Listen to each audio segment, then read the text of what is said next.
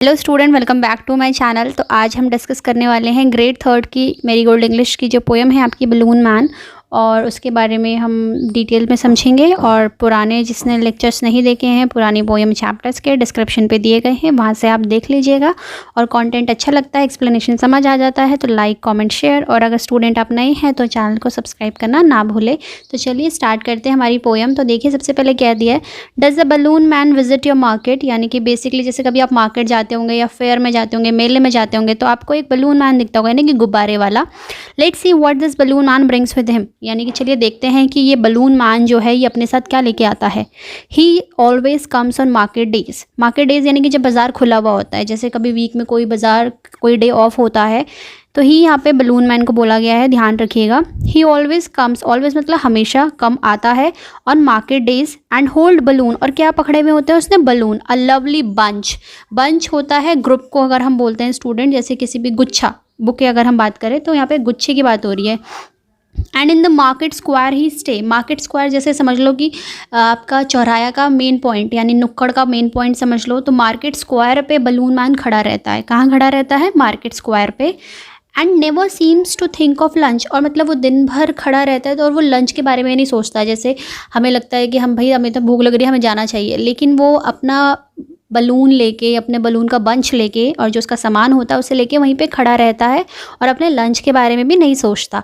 यानी कि वो हमेशा बाज़ार के दिनों में आता है और बलून्स रखता है, गुब्बारे रखता है, बहुत ही प्यारे प्यारे गुच्छे होते हैं। और बाज़ार में वो वहाँ पे रहता है, कहाँ पे? मार्केट स्क्वायर पे। और वो अपने लंच के बारे में भी नहीं सोचता। सो फर्स्ट स्टेंजा से तो हमें पता चला कि भैया वो कब आता है और वो कहाँ पे खड़ा रहता है। अब नेक्स्ट स्टेंजा में देखते हैं हमें क्या दिया गया है। They are red and purple, blue and green. यानी कि यहाँ पे बताया गया है कि बलून किस कलर के हैं, गुब्बारे किस रंग के हैं। रेड कलर के हैं, पर्पल कलर के हैं, ब्लू कलर के हैं, ग्रीन कलर के हैं। कमेंट सेक्शन में बताइएगा कि टोटल कितने कलर्स के गुब्बारे हैं। And when it is a sunny day, यानी कि जब धूप होती है, the cards and the people get between, you see them shining far away. यानी कि जब भैया धूप का दिन हो तब आपको वहाँ पे से लोग आते जाते मिलते भी होंगे, जैसे कार्ड्स हो गया, उसकी कार्ड जो है। और पीपल गेट बिटवीन यानी कि गाड़ियाँ और लोग जब आपस में मिल जाते हैं ना, कि दिन का टाइम अगर हम बात करें तो you see them shining far away, आप उन्हें दूर से ही देखते हो। यानी कि जब भैया वो रास्ते पे जा रहा होता होगा तो आपको दिखता होगा दूर से ही वो चमकते हुए उसके गुब्बारे अलग अलग रंग के। सो लाल, बैगनी, नीले, हरे। और जब धूप का दिन होता है, यानी कि दिन के टाइम की बात हो रही है, जब लोग जा रहे होते हैं, गाड़ियाँ आ रही होती हैं, तो हम उन्हें दूर से ही चमकते हुए देखते हैं, क्योंकि वो ट्रैवल कर रहा होता है। यानी कि मार्केट में जैसे स्क्वायर पे खड़ा है तो रास्ते में किसी ने कहा कि भैया बलून दे दो, सिग्नल लगा हुआ है, तो बलून मैन वहाँ पे जाता है तो उसके गुब्बारे हमें दूर से ही दिखते हैं। तो सेकंड स्टेंजा में आपको कलर बताया गया है, कौन से कलर के बलून हैं और वो क्या करता है, और उसका जो गाड़ी है और जो लोग हैं कब जाते हैं, कब दिखते हैं। नेक्स्ट स्टेंजा देखिए क्या कहता है हमसे। And some are big and some are small. यानी कि अब साइज़ बताया गया बलून का, गुब्बारों का, कि कुछ तो बड़े हैं कुछ छोटे हैं। All Tide together with a string. String यानी कि धागे से, यानी कि वो जितने भी हैं, टाई मतलब बांधना, टुगेदर साथ, किससे बांधे गए हैं? एक धागे से बांधे गए हैं। And if there is a wind at all, यानी कि अब हल्की सी अगर हवा भी चलती है, दे टग एंड टग लाइक एनीथिंग। यानी कि वो आपस में एक दूसरे से खींचते रहते हैं, एक दूसरे को टग करते रहते हैं। सो बेसिकली स्टेंजा में क्या बताया गया है कि भाई कुछ बड़े गुब्बारे हैं, कुछ छोटे हैं, और सभी को एक तार से बांध रखा है। और अगर कभी हवा चलती है तो वो एक दूसरे से ना खींचातानी करते हैं, टग करते हैं, यानी को एक बलून इधर को, दूसरा बलून उधर को, इस तरीके से। लास्ट स्टेंजा देखिए क्या दिया जाता है। सम डे परहैप्स, शायद, परहैप्स का मतलब होता है शायद, कुछ दिन। He will let them go, क्या पता किसी दिन वो सबको खोल दे, यानी कि सारे बलून्स को जितना धागे से बांधा हुआ है उसे खोल दिया जाए। And we shall them sailing high. Sailing high यानी कि सेल जैसे बेसिकली बोट के लिए और उड़ने के लिए कहा जाता है, एक तरीके से जाने के लिए कहीं से। हाई, हम उन्हें ऊपर जाता हुआ देखेंगे।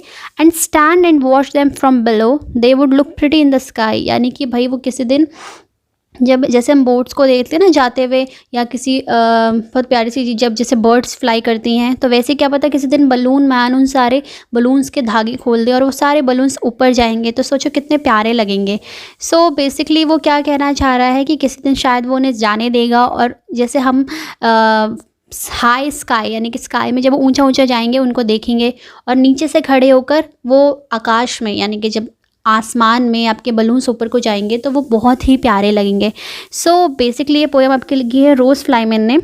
अब यहाँ पे अगर हम बात करते हैं ओवरऑल की कि दरअसल पोएम में क्या हुआ है। So a young girl talk about a balloon man whom she often met in the market square. He carries balloon of different size and color.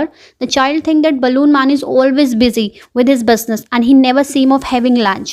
He tie balloon with the strings and the balloon start tugging if there is a wind. And she wishes that if he would let loose those balloons someday, which would fly high in the sky. So basically this is the poem. कुछ हल्का सा revision कर लेते हैं। तो balloon man कहाँ पे खड़ा होता है? Where he stand market square पे।